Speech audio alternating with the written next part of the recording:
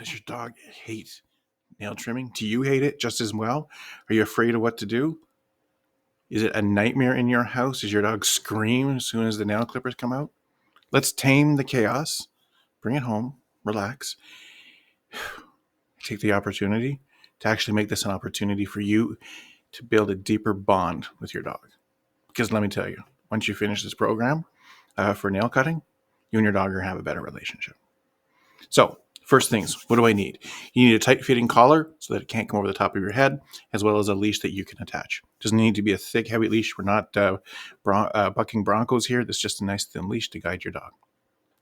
The other thing you're going to need is a grinder. Here's my favorite grinder that I got. It's a quiet, low vibration, makes very little noise, and has next to no vibration in my hand. The other thing is a pair of side cutters for your dog. You can put up the guard to make sure that you don't go too far.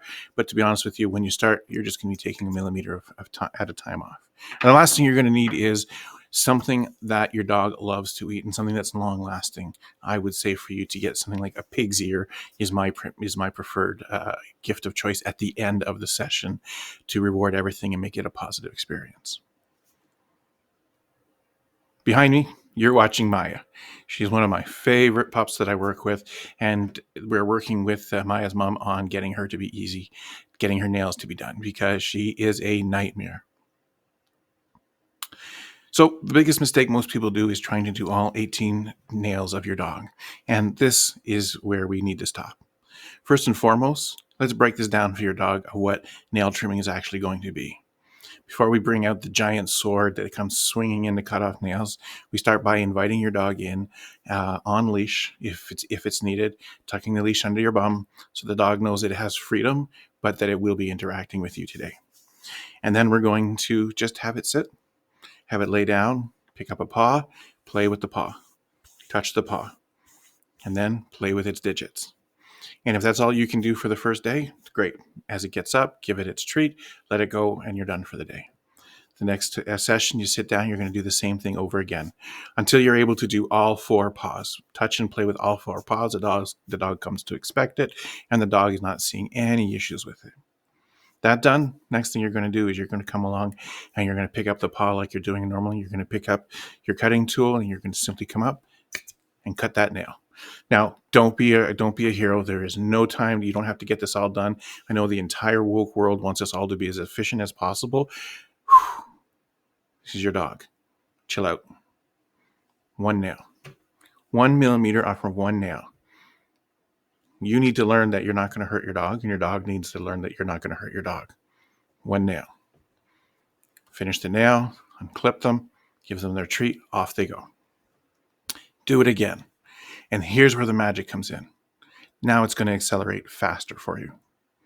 So you're going to see your dog being able to do 1 nail, 2 nails, 3 nails, the whole paw, 2 paws, back paws, front paws, all 4. Then all of a sudden you're sitting there going, I just did all 4 paws in under 5 minutes. That was fantastic. But here are a couple of the key points to make that fantastic and make it as quickly as possible. Do not forget nail trimming foreplay. I know we've been taught our whole lives. Get things done as quickly as possible. Nope, not when it comes to foreplay. Take your time.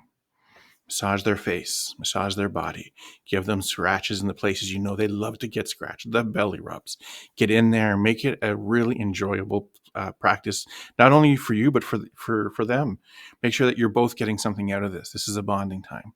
And then ask for their hand. Give them to give their paw. Pick up their paw. Make it natural and move forward. And keep pushing that boundary the whole way time. But don't skimp on the foreplay. Got it? Great. Move along, keep going on through so that every single time this just becomes a simple routine. If you do 1 nail a day times 18 nails, you'll have all your nails done at least once a month.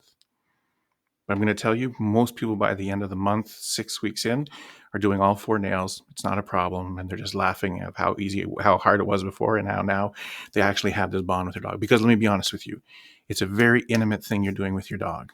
They are allowing you to trust, and that potential for hurt is there, and they know it, and they've experienced it before. So it's a very trust-building thing that you're doing here. Now, a couple of hints for black and white nails. I've had both.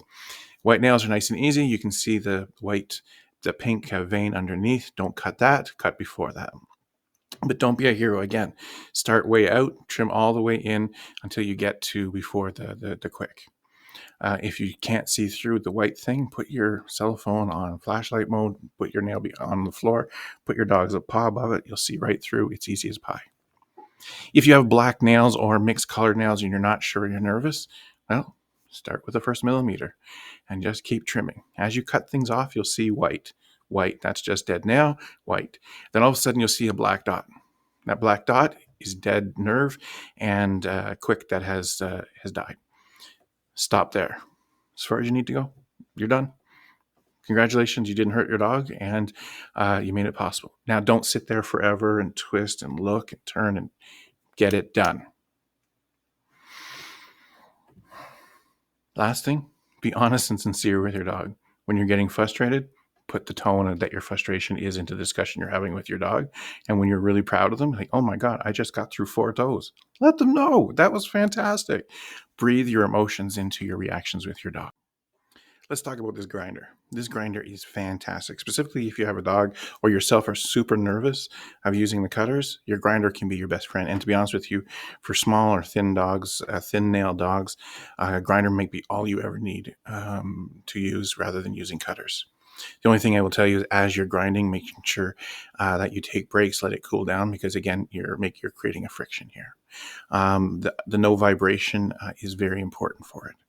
And the other thing that you want to do, even if you're using a cutter and you're succeeding, you can use a cutter, great. Get the grinder out anyway, because having freshly cut nails, those little things are just razors for when they jump up or get on clothes.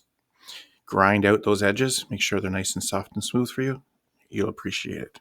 Last thing I want to tell you about is if you cut the quick, heaven forbid you cut the quick, don't panic.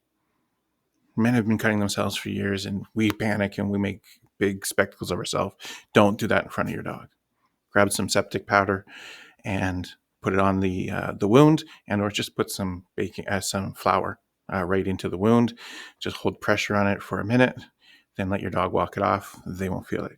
Quickly wipe up any blood so your dog doesn't become interested in it. It's going to feel like a pinch. It will hurt. There's a throbbing for a couple of seconds. The throbbing stops because the wound cauterizes. Life is great.